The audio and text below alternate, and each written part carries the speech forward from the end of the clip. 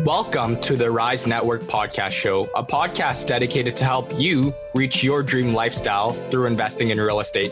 We're going to be sitting down with new, intermediate, and experienced investors to talk all about real estate and how it has changed their lives. If you're looking to scale your portfolio or even just get into real estate investing, you're in the right place. Make sure to tune in.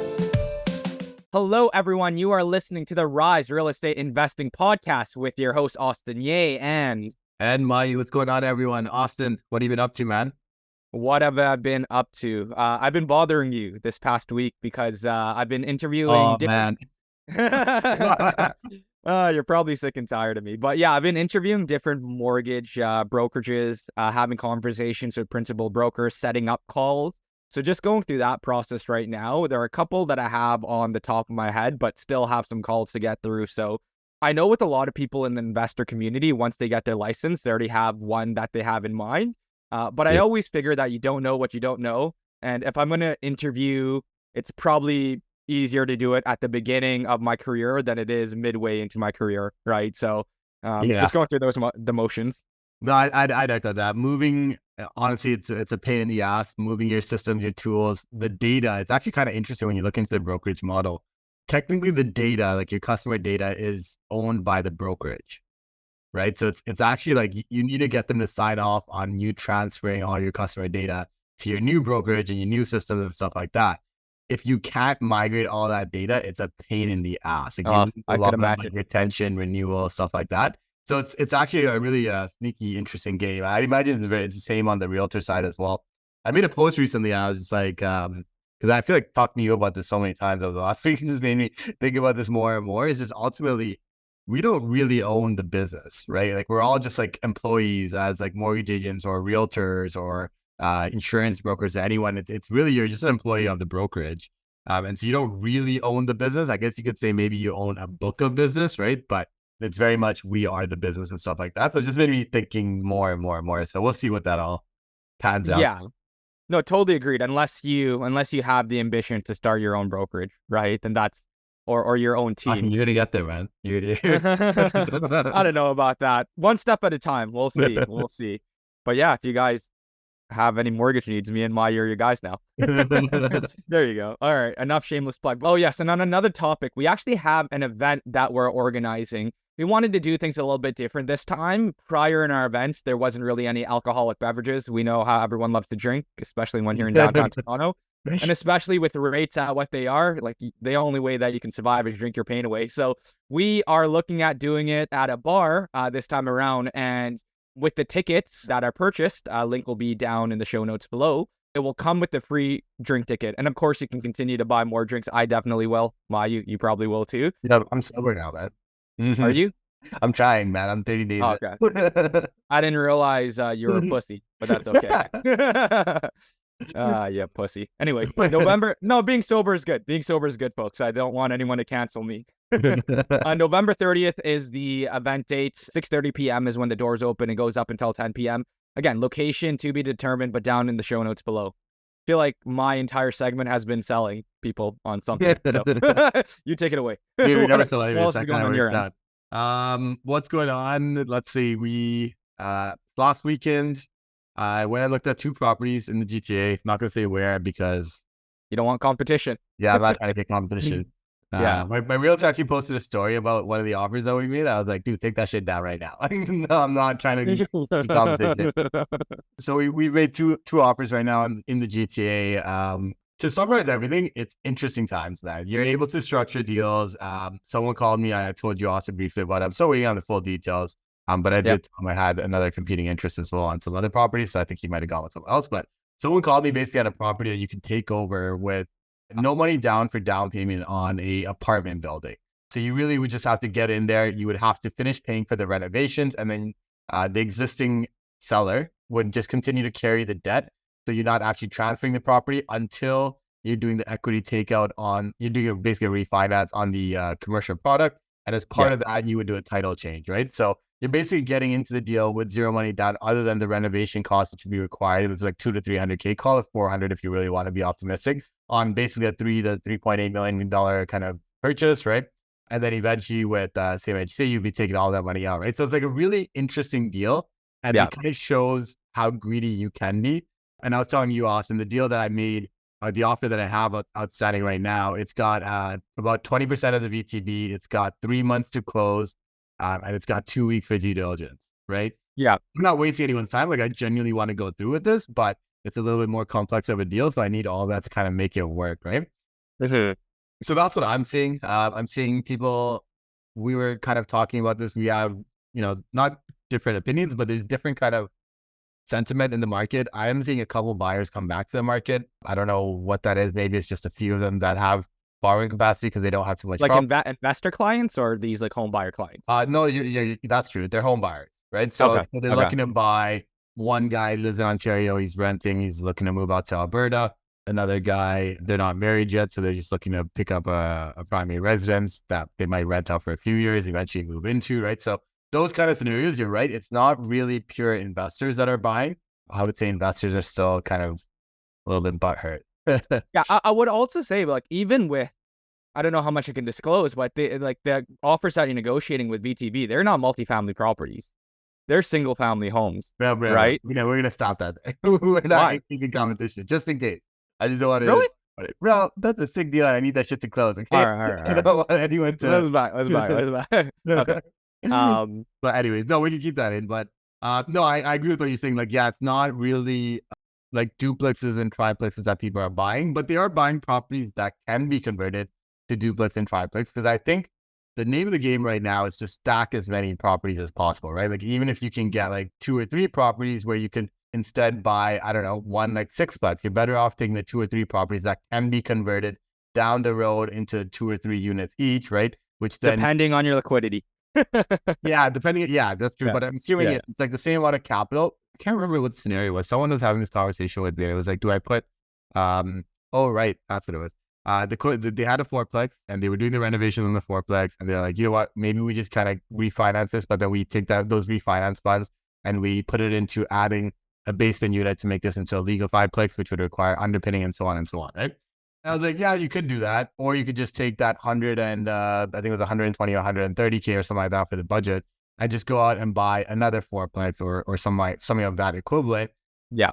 Focus on renovating that other 4plex, turning it around, right? And when the market recovers, when prices are stupid and you can't buy deals out there, that's when you kind of come back and you look at your portfolio and go, okay, you know what, maybe I'll work on this 5th unit now, right? So different strategies, to each their own. But I think if you guys are out there in a position to stock properties right now, it's not a bad time. I also think that even in a good market, that it always makes, when you refi that money out, it just makes more sense to buy another property. It just never makes sense to optimize your portfolio. It's just it does make sense to optimize it, but we're talking about injecting another 120,000 that you might not be able to pull out again, right? Possible. I guess it's situational based. But anyways, I made that point about the single family and the VTB because there are probably some sellers that are out there who have single family homes sitting stale, where you could possibly negotiate a VTB, whether that be for your investment property conversion or whether that be for your primary residence, right? Even for my flip in Toronto. So I'm negotiating an extension on the VTB because the market's very slow at the moment. That being said, when we were negotiating with buyers, I offered a VTB, right, for like 10% second in charge. And these are, again, so like, and it's possible. You're seeing this on your end as well. Yeah. If someone has a property on the market for 60 days, try to throw those out because, it might be not only a good investment strategy, but a good strategy for your primary residence. Outside of that, before we get into the guest at hand, I wanted to mention a little bit about points because that's going to be the topic today. I scheduled business class tickets for my fiance and I on our honeymoon next year. So that's been pretty cool. Going to be our first time doing that. I looked at the retail price. It's like $9,000 each one way. So it's pretty wild for that. We're going to Taiwan and then we're going to go to Japan and then back over to Toronto. Taiwan? Are you guys? No, you're not from Taiwan. You're from India. Yeah, I'm not from India. I'm from Canada, but sure. Motherfucker. I can't travel to it. Well, if you tell me, I'm traveling. If you tell me you're traveling to Dubai, I'm like, brother, you're from Sri Lanka. Why are you going to Dubai? I'm sorry. I can't explore the world. And the other note that I wanted to say is that I'm also leveraging the points. I'm taking my parents to Italy actually this Christmas. So I'm booking them 8 days to Rome, Florence, Venice. I'm paying for the hotels out of pocket, but the flight is covered through this points hacking, right? So my mom's dream was to visit the Vatican, and now she can.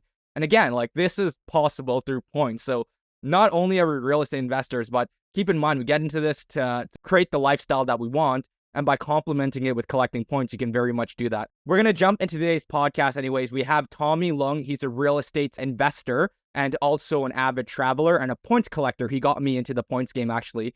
He grew his portfolio through multifamily investing in London. And also, he's played with different strategies in Toronto, including an executive rental for his primary residence, where he was able to make it cash flow positive. Through points collecting, he was able to travel the world for 7 months and spend over $100,000 equivalent, but he was able to save that through using points and using the strategies that we're going to talk about in today's episode. You guys are definitely going to enjoy this one. Share it with the friends. And if you want to hit Tommy up for any advice, his links will be down in the show notes below. Just don't bombard him with messages. And again, if you enjoyed this episode, share it with a friend, leave us a 5-star rating, and let's jump right on in.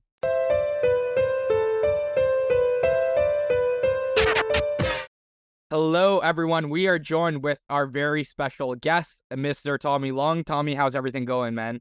I'm good. Thanks for having me on. Really excited to chat about real estate and points.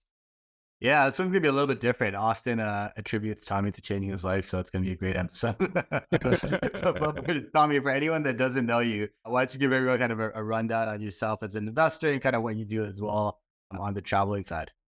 Yeah, for sure. So from the investing side, I invest with my partner, and we got into investing really during the onset of COVID. There's not much to do. Interest rates were super low, and we've always been sort of interested in investing in real estate.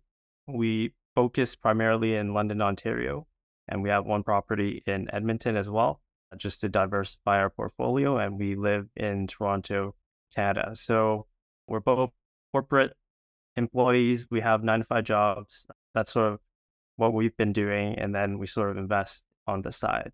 And then from a travel standpoint, also we got into it during the COVID.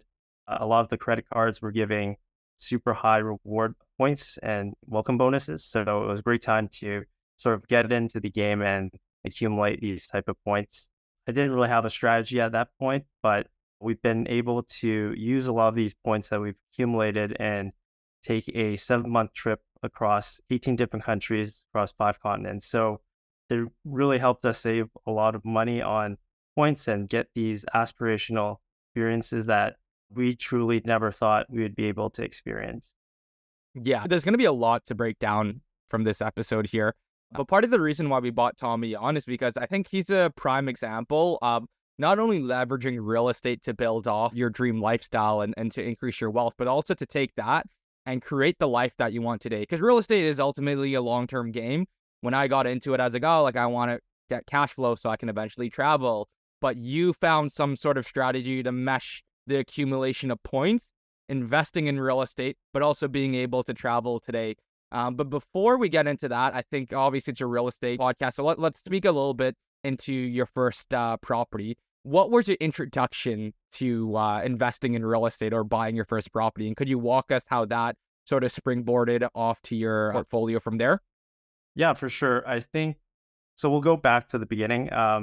So the first property that we ever purchased was a condo in Toronto back in 2017. And at that time, as a new person buying a property, we're only interested in a principal residence or buying it for ourselves.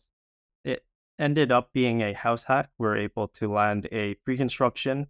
So there's a lot of learnings upfront really quickly in navigating a very competitive Toronto market. That was sort of our first foray into the market, and learning about how to buy a condo on assignment to house hacking this condo. So there was a lot of little events that sort of led up to that. We were going to a lot of showings, and we heard other people that are interested in during open houses about asking agents, oh, can we Airbnb this property? And that's sort of where we first initially started. We ended up picking up a 3-bedroom condo in Toronto, and then we rented out one room and Airbnb the other.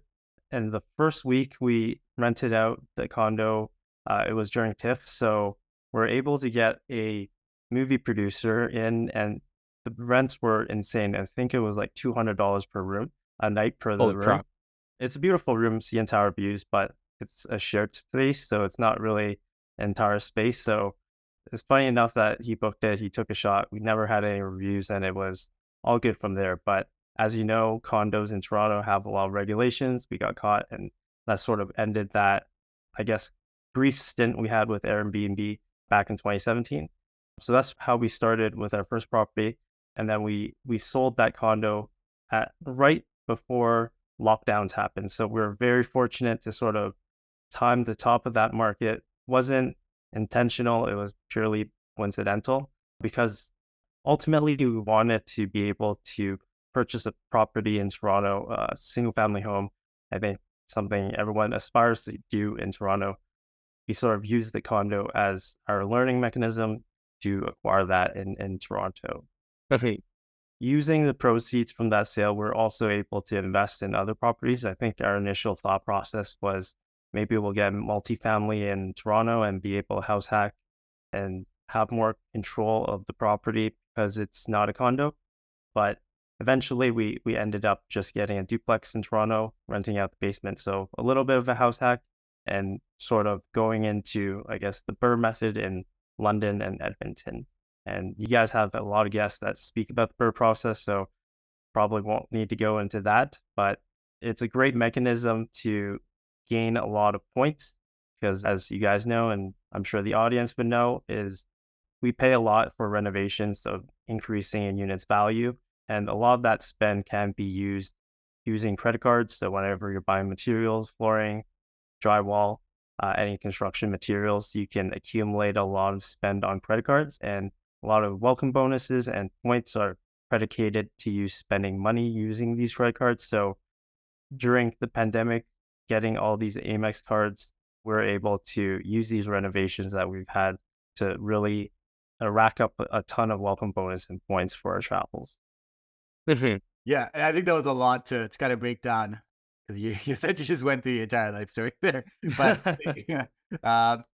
one thing I think you started off with the house hack up in Toronto, which I think is pretty unorthodox, not the normal route that people go, right? You're just targeting the type of property you're buying a 3-bedroom Airbnb. Is it not allowed anymore? Can you not? I feel like you can still Airbnb out rooms in your primary residence. Is that not the case in Toronto? It was due to the condo board. So I think Okay. it's specific to your condo. Some condos, like the ICE condos, are doors wide open to Airbnb. So it really depends on, I guess, who's living in the condo, which condo you bought. Because the condo we were at was half hotel, half condo, they obviously were against Airbnb the entire time. So we're sort of doing it under the guise of You're stealing the clients. renting it. Yeah, we're kind of stealing their clientele, right? And also, there's additional regulations that have now come into place in Toronto with having to actually live in the property as a primary residence. So there's more and more regulations as Airbnb becomes a more and more popular thing. But back then, there wasn't any regulation like that. So on that topic, a lot of people have that misconception that if you're buying a condo in Toronto or condo anywhere, that you can't really house hack, right? And an important point to bring up is you can really house hack any sort of property. If you live in a bedroom, you can add a bunk bed and really house hack that too if you want. But ultimately, it depends on your comfort level and your privacy. Some people are more willing to trade out privacy. For me, I'm totally game with it. But my fiance, not okay with it. And so it all comes down to your comfort level, right? The more that you want to maximize how much revenue you have, again, like the less privacy you're gonna have with that. I'm just trying to think in today's world. I guess Airbnb would probably still be more lucrative because a break even on a room, like a room rental, might only get you $1,000. But like you said, if you just target those prime weekends, then like every month has a prime weekend almost because there's like some sort of holiday or something going on, right? So even if you just target those prime weekends, you could for the most part earn at least like 60 or 70% of what you would on a normal room rental by going on Airbnb. It's just the ability to do Airbnb within that condo, I guess, is the main limiting factor, right? But that's interesting. So from there, you guys, 2017 was a decent time for condos. I don't think it was like, it was decent. You guys probably made a decent lift on that by selling it in 2020. And then I think from dipping- 2017 was actually the run up in condos. It was right. Yeah, Yeah, that was the yeah. run up when it went insane because Did it of go the insane? That was pre-stress test, right? no, and also it was when they had the foreign, I think the foreign ban, and that hit the detached or freehold market much heavier, and then you just started seeing condos run up. Yeah. Yeah, it was very competitive. Weird time to be in the market for sure. And so my partner and I were originally going to buy a 1 bedroom plus den for 450 in downtown Toronto, and the prices really quickly ran up to 550, and now obviously they're 600s for a 1 bedroom. So it was very competitive time, which led us down the path of looking at pre-construction and assignment properties to Definitely. acquire. Listen, Right. And so you guys closed that in 2017 though, right? The purchase?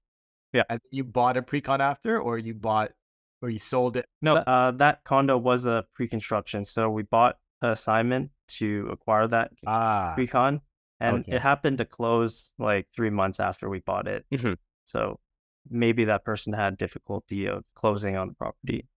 Interesting. Okay. And then when you guys sold in 2020, I mean, you don't have to tell us the exact number, but did you make a decent amount of money? Is that how you funded the Toronto purchase, the second purchase, or? Yeah, that's right. I think being invested over those years, it definitely was a big lift given where interest rates were at for low for so long. And Toronto had a really good time during that period, I think. Yeah. Mhm.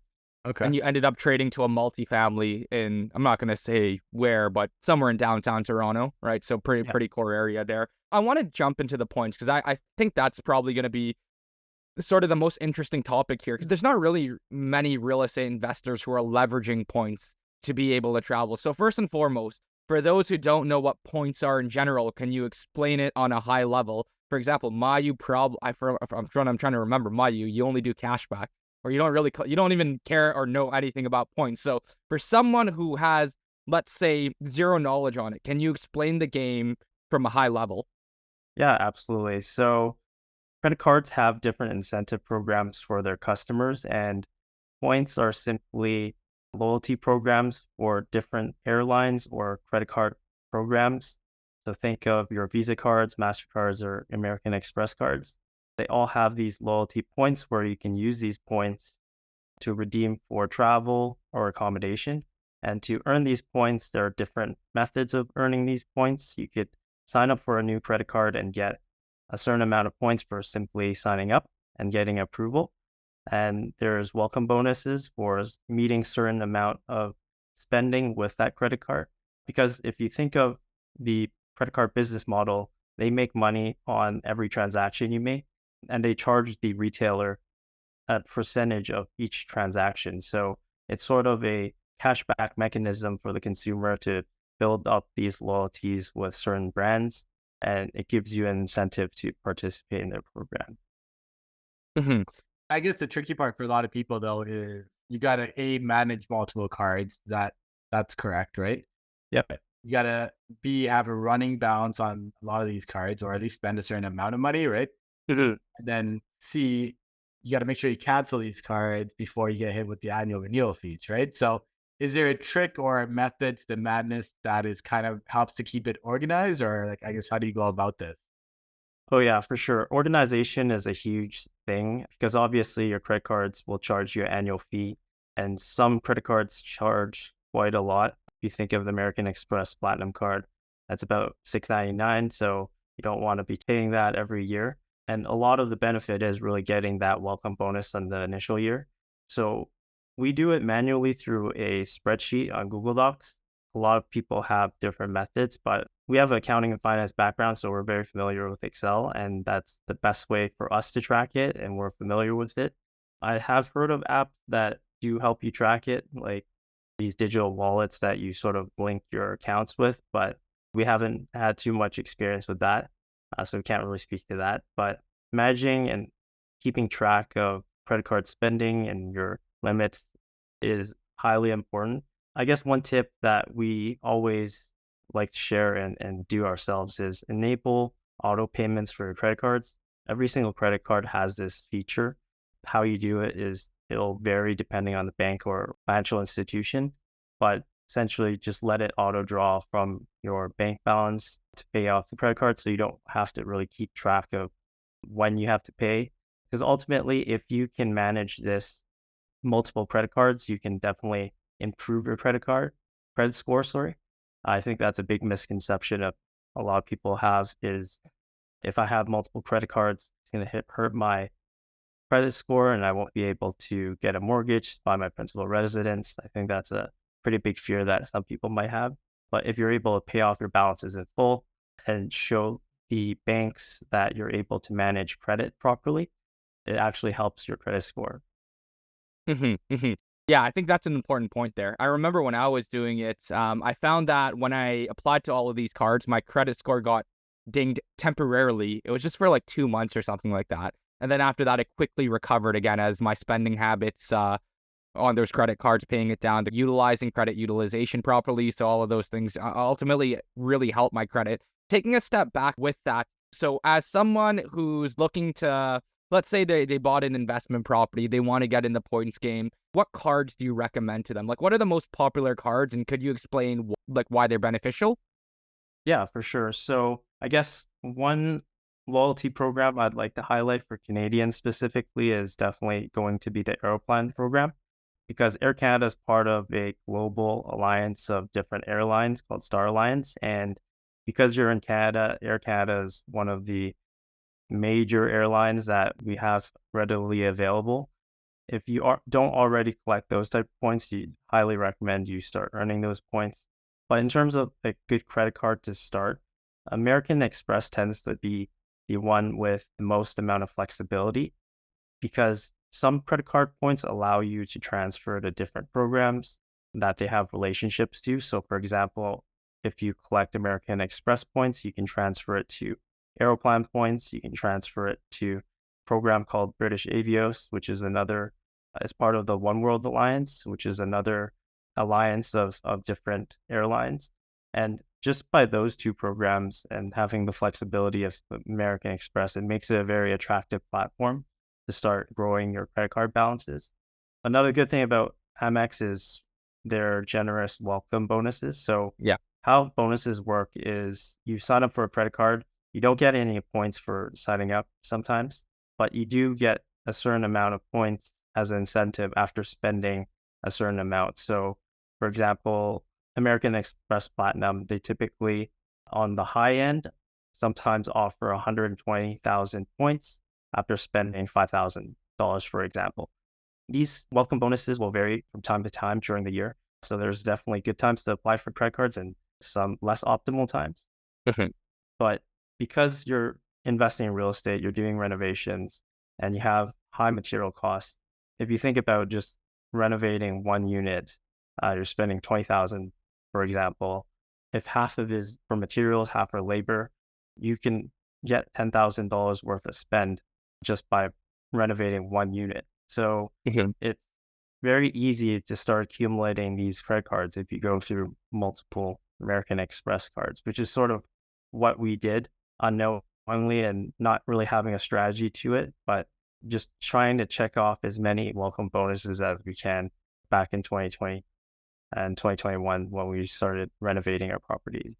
Now, what is 120,000 points? Because I think it's good to add perspective on what you could do with that, right? Because that's not a small sum. And if you're using a regular Aeroplan card, $1 equals 1 Aeroplan point. In a lot of cases, you have to spend $100,000 Canadian to achieve that. But you're saying that if you spend whatever, 5, 6, 7,000, I'm not sure what the platinum is now, within 3, 4, 5 months, whatever the rules are there, you can get the bonus points of 80, 90, 100,000, depending on what time of year it is. Like, put that in perspective. Like, what can you do with that? Yeah, for sure. I think collecting points is one part, but redeeming it is another. So to give you guys a perspective of how much these points could be potentially worth, I'll give you an example of a flight that you can maybe expect to redeem. So for example, you want to fly to Europe for a summer vacation. A flight from Toronto to your typical European destinations like London, Paris, or Rome could run you between 60,000 to 80,000 Aeroplan points. And then for Amex points is 1-to-1 for business class flight. So these business class flights from a cash value are one way are at least 3,000 to 5,000, depending on how far and the time of year you're going, if it's high or low season. But you can see really quickly how much these points can add up. And if you were to put a monetary value on $1 point, a lot of people say it's 2 cents per point if you want to do that conversion. But a lot of rewards, if you're able to get a good deal on the redemption, which is the hard part, you can get much higher value from a dollar standpoint for the number of points you're using. So I guess with the issue with the business class points and stuff like that, because isn't the issue essentially redeeming it for actual flights that are business class flights becomes a little bit of a challenge, right? Like actually getting the flight itself, like inventory that's available on points. Yeah, so recently it's been much more challenging, I would have to say. I think this year has been interesting for the travel industry as a whole. The world really just started opening up earlier this year, late last year. So there's a lot of people coming back out of the woodworks with excess savings to go travel. They haven't really left the country for a while, and there was a lot of pent-up demand. So this year, definitely quite challenging to find award availability. And I think that's 50% of the battle. 50% of the battle is collecting points. 50% of the battle is sort of knowing what to redeem and sort of how to redeem. Not every single business class is the same. I think when you don't really know about the business products, you're unaware that some business class are simply a bigger economy class seat where you can't really lie down and sleep. There's a type of product in business called a lie flat, where the seat will fold into a bed, and you should be able to get more rest and have an elevated experience through that and more comfort before arriving to your final destination. So not every business class is the same, and there's a lot of different, I guess, websites or YouTube reviews that you can look at to sort of figure out what business class product you want to try out. I mean, what it sounds like, you can really dig deep into the game, and you can For sure. just have, I met up with you last week, and there were things that we're talking about that sort of, I was like, oh, okay, like this seems like a lot of work. I don't know if I can invest that much into it. But for like general real estate investors, one of the cool tips that you talked about briefly here is like getting the multiple credit cards, right? Now, let's make it clear, you can't get the credit card, get the points, and cancel it right away, right? There are probably some risk or some things to be aware of. And that was one of the things, like we were talking, I just got like too many credit cards all at once, which was definitely a little bit of a risk. Would you be able to share what are some common things that people do that you should avoid when getting into this game? Yeah, for sure. So I think one thing you touched upon is sort of the number of credit cards and I guess the speed of which you acquire new credit cards. So in order to sort of maintain a more balanced credit profile with the banks and to maintain a strong credit score, you don't want to be applying to 5 cards all within the span of a week, for example, especially when you're building out a new relationship with the financial institution that you haven't had in the past. So for example, if you're getting your first Amex cards, you sort of want to space it out between 1 to 2 months for each. And also it's much more manageable to hit these minimum spends when you do space it out rather than slamming on the applications and getting multiple at the same time. That may be adverse to your credit score. Another thing is not canceling it as soon as you get your welcome bonus. You don't want to tarnish your relationships with these institutions either. Welcome bonuses are an incentive to sort of build loyalty and to create a consumer habit and reliance on the credit cards rather than for you to get one time and then move on.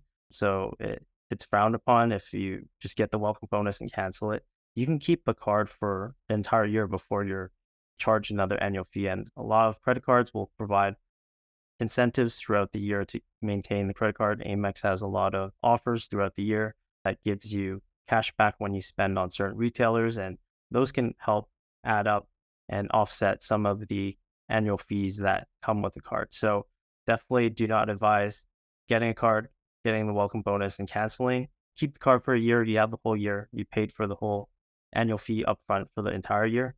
That way it doesn't really hurt your credit score. And then look at different ways that the credit card justifies its value each year. So for example, Marriott Bonvoy is a hotel loyalty program that has a huge number of chains within its umbrella, and it has a credit card with American Express. And after the first year of holding this credit card, you get a free night. So if you think of how expensive hotels are, one free night cover the cost of the entire year's annual fee. So these are little incentives that you also have to be cognizant of when deciding whether to keep a card or cancel a card. Tommy, I'm curious, and how many cards do you actually like keep? And I guess how many cards do you keep and how many cards do you use on an ongoing basis? Yeah, so we had at one point I had all the American Express personal cards.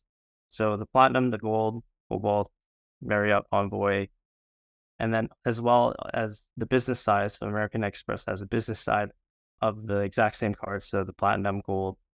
So I had all those at one time. Yeah, so And That's why you I needed really, that Excel sheet. yes, you have to Holy really be shit. organized for that. Yeah. We had a lot of renovations going on at that one year, so it was pretty easy to sort of maintain all of them. Now that we're back and we're slowing down our renovations, we definitely scaled back on some of the cards, but this game keeps going because once you're done all the Canadian credit cards, you can do it for US credit cards, which is a whole nother can of worms there. And it's the same thing. You're incentivized with the welcome bonuses. So right now we're just starting the US game. There's more flexibility there if you want to. But I think like just having Canadian credit cards and you're working a 9 to 5, you don't have that much vacation anyways. It definitely helps elevate at least one of your trips that you make per year. If that means you get to experience business class rather than flying economy to your destination, I don't think people understand how good business class is until you've actually experienced it. Because I've never flown business before until this year, or sorry, late last year when we went on our 7-month trip. And I always thought about flying was from getting destination A to destination B. Yeah. But once you have that experience of going through business class, feeling refreshed when you get to your destination, and then the elevated dining experience as well as drinking, it makes the whole flight part of your experience when going to travel. Like once you go business, you can't really go back. Unfortunately, Yeah. it's like a lifestyle inflation. unless you have to pay for it. Yeah. And what? Yeah. Business class is like 5 Gs one way. We went to Athens this like a couple of weeks ago, and I didn't realize how much points I had racked up in the background. So it was just kind of like it was just there. I have an Amex Gold, didn't really think about it, and I guess there's enough points. I guess somewhere along the way, I already converted all my points to Aeroplan points. So I thought I only had 50,000, but when I logged into my Aeroplan, there was another like 148,000 just kind of like sitting there. So then we ended up booking the business class flight tickets to Athens. Fuck, that shit was game changer. We landed in Athens, like fully, like perfectly, like alert. You know, normally you land, you're like, fuck, I can't wait to like go to like my hotel and just lie down in bed or whatever, right? But that's pretty sick, man. So tell me, like the 7-month trip. Tell me about that. Like, how do you guys continue to run your business? Did you invest? Did you flip while you were traveling? Tell me kind of how that works for people that own rental properties that might want to do the same thing. What kind of systems you guys put in place to kind of enable you to do that? Just kind of good transition to that story. Yeah, for sure. So definitely bringing on property managers was a game changer for us in terms of system in place. Prior to planning this trip, we were managing properties on our own and sort of interacting with tenants and dealing with issues on the side. So we hired some property managers for our properties, and that sort of helped us alleviate the responsibility of being responsive to tenants and quickly addressing issues, because we weren't sure of where our cell phone coverage would be depending on what place we're traveling to. Some of the places didn't have good coverage and the time zones were completely different. We weren't 12-hour difference for most of our trip. So it would have been really challenging to manage without property managers. And I think that's the biggest thing that makes real estate more passive as it can be. We all know that real estate isn't fully passive, but it definitely helps with the immediate issues and having to manage.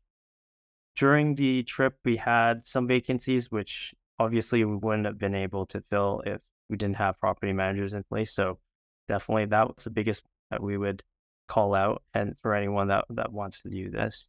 And your primary residence, let's talk a little bit about that, because you have a mortgage in Toronto that I'm sure you don't just sit vacant for 7 months, because that's a big spend coming out there. How did you handle that situation, or did you just end up leaving it vacant for that long? Yeah, for sure. So for our primary residence, we ended up doing an executive rental. So it's a medium term rental, less than a year. It was actually perfect for the amount of time that we're traveling so that it coincided with when we came back to Toronto. It was listed on the MLS. So we're able to get a tenant through the MLS and exactly line up. We rented it fully furnished with our own existing furniture. So I think that's the great thing about real estate is once you're comfortable with being able to rent to tenants and having that prior experience, you are more comfortable leaving your property, your principal residence to the hands of a tenant, right? I think it would be a challenge and harder to overcome, I guess, if you never had that experience of thinking someone is living in your primary residence. I know some people wouldn't like that and probably would opt not to rent it out, but because we rented it out, it was cash flow positive for the property as a whole since we already rented the basement unit out and we're on a fixed mortgage. So that definitely helps supplement some of the costs that we had while traveling because obviously we weren't working during this time, and it helps up the real estate part helps supplement some of the trip costs. How much were you renting that unit for? And I know that when we talked offline, you were considering an Airbnb short-term rental, but you've decided against that. Could you walk us through sort of the logic between both of that? Because I guess when people take longer trips, they have to prepare for all of these things. Unless they're comfortable leaving it vacant, then sure. But I know I wouldn't be. I would want to have some sort of money coming in. So yeah, why executive over short-term? And how much were you able to ultimately get from that unit there? Yeah, I think I'll answer the question about Airbnb versus short-term executive or medium-term executive rental. The biggest thing was determining who would manage the Airbnb while we're gone. I think when we thought about it, because this is our own furniture and we didn't want the amount of wear and tear that comes with Airbnb on our property. And that also, as well as the management part of it, it'd be a lot more hands-on. Although you would expect a higher rate of return, we didn't really see it justifiable based on the amount of management that potentially was there and the amount of risks that could occur for a short-term rental. And when we looked at the numbers, we ended up renting it for $5,000. It was like $4,999 for the short term, just for the unit where we live. Oh, It's wild. a Toronto duplex. Yeah, holy crap. I think the biggest thing is Toronto is such a big city. There's a lot of people that are moving here or trying to figure out where they want to go. We happen to find some good tenants that were coming here from Ukraine, that were sort of figuring out their life here before settling down.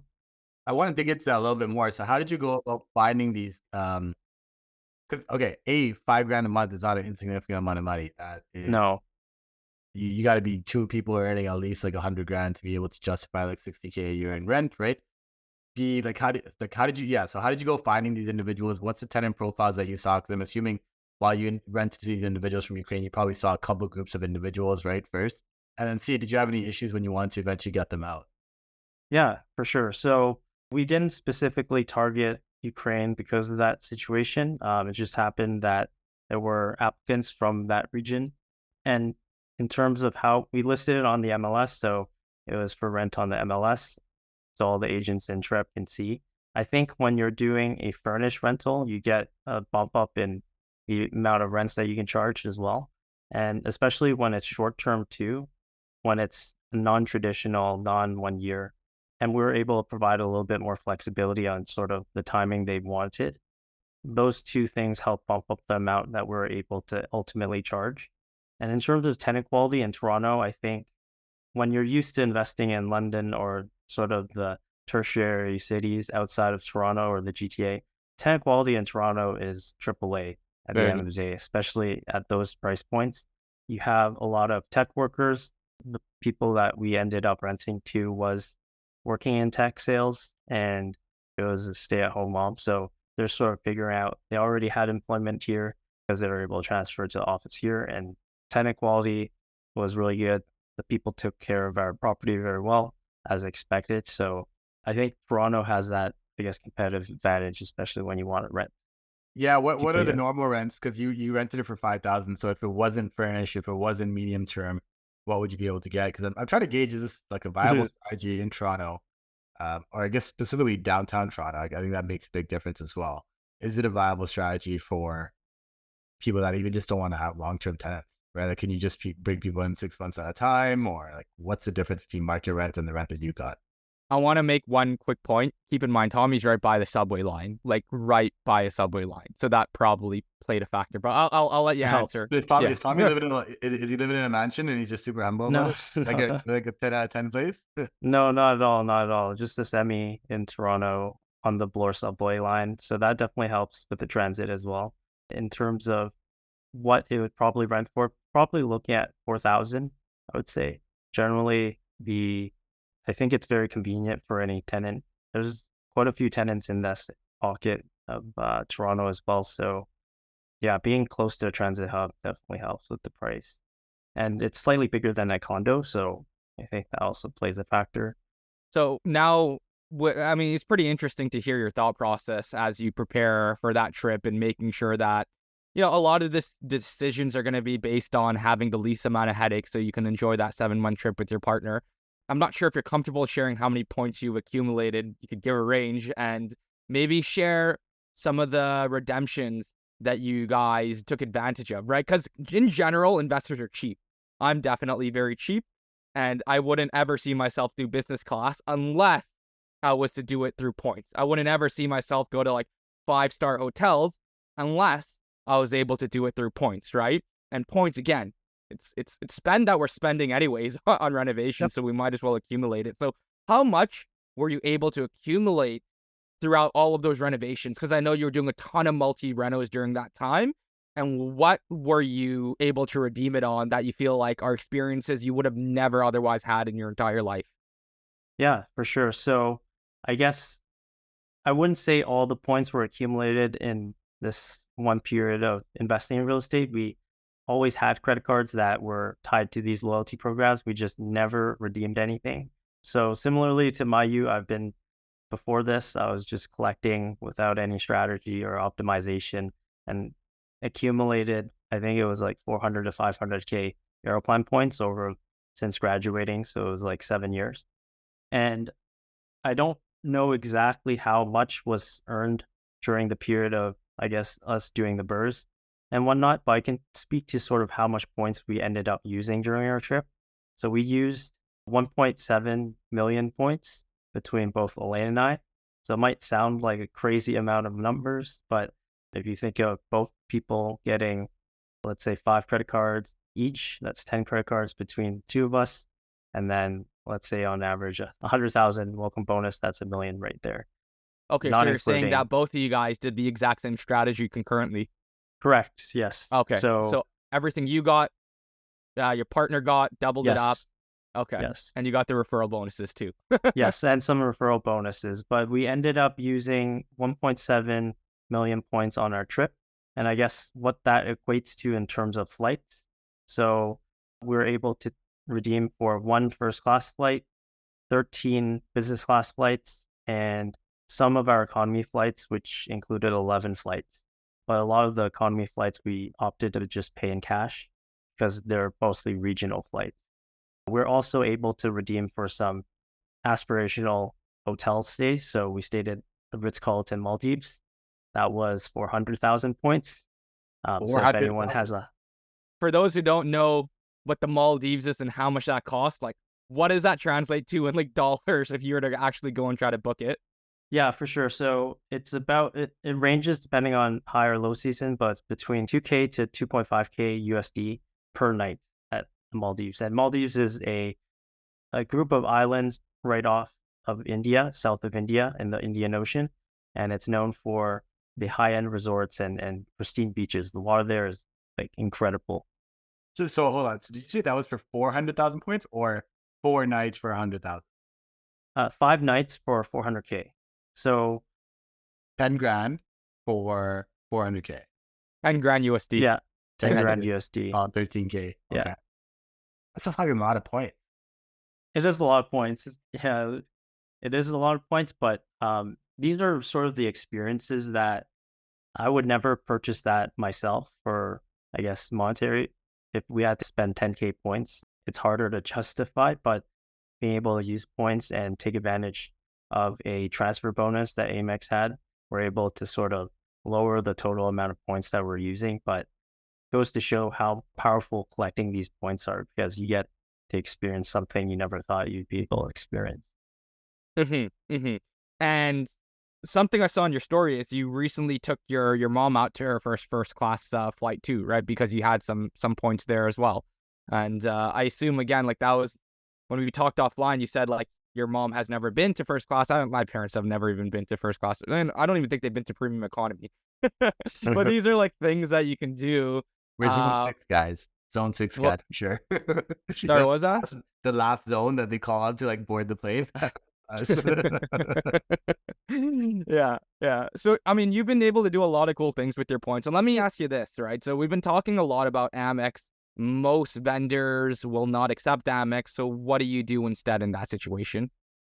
Yeah, the ones that I like in terms of Visa and MasterCard, for Canadians traveling abroad, definitely the HSBC World Elite MasterCard. That one is great because it doesn't charge you the typical 2% on FX conversion. So you swipe in any foreign country charging a different currency, you save 2% right off the bat.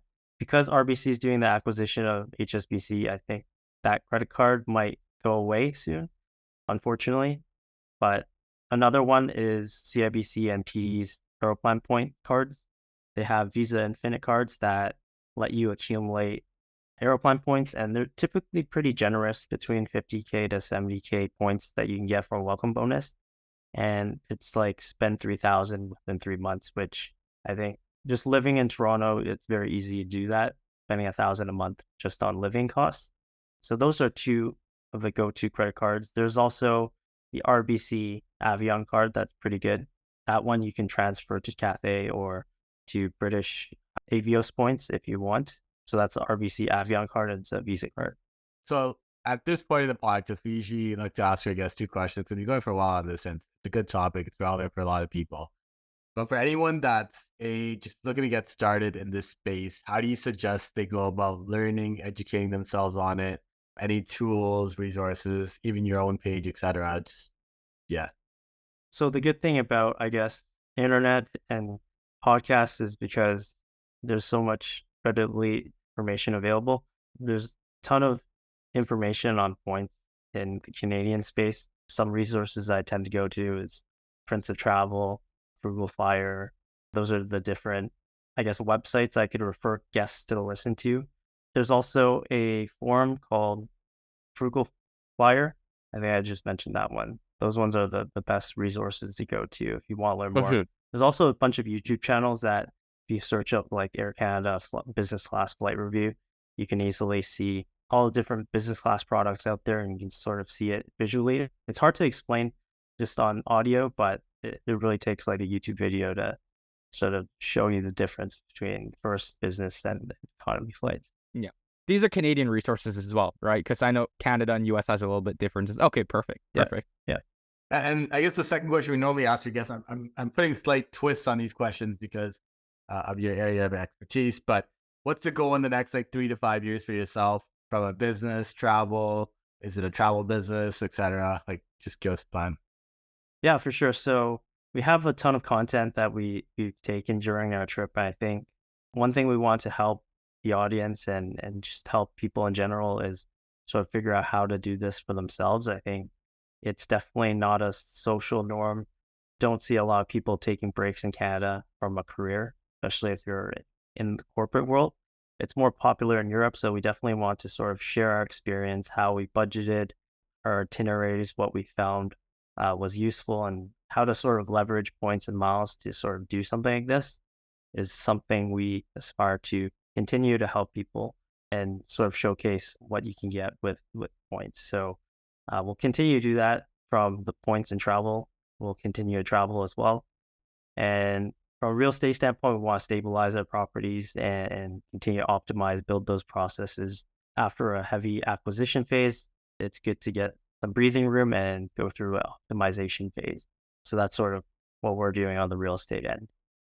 Awesome. Really appreciate you sharing all your tidbits, Tommy. Again, from just like a personal point of view, when I was going through the renovations last year, you've been an amazing resource. And I have, I think I have about 500-ish, 500,000 points or so. I used over 100,000 already. Yeah, I mean, I obviously wouldn't have been as interested in that space if it wasn't for you sort of helping me out. And I'm hoping other investors can do the same, because just put in a little bit of time and you can get a lot out of it, right? Just like with real estate, you put in a little bit of time educating yourself in real estate, then you can grow your net worth through investing in it, or put in a little bit of time in wholesaling and you can make more money that way. It's the same thing with points. You educate yourself a bit and then really it could change the trajectory of how you live your life, right? Like traveling to Maldives and doing cool shit. So if people want to follow your journey, connect with you, how could they best do so? Yeah, feel free. I know we were only able to go through, I guess, the high level basics, but feel free to connect with me over our Instagram account. It's Born2Explore. So Born2 as in the number 2, TWO Explore on Instagram. And yeah, feel free to shoot me a DM. Happy to connect to investors. All of the information will be down in the show notes below. And yeah, I mean, this topic can get very in depth, but hopefully the purpose of it is that when you guys listen to this, you'll be more interested in jumping into the points game there. And also make sure to hit Tommy up if you have any questions in regards to it, but just make sure to use his referral code as well if you're going to do that, so that he's getting something out of it too. That's sort of what we did too. When I was asking you all these questions, I started using all your referral codes. Anyways, guys, hope you enjoyed this episode. If you did, share it with a friend, give us a 5-star review, leave us a comment. And until next time, everyone, invest smarter and live better. Take care, all.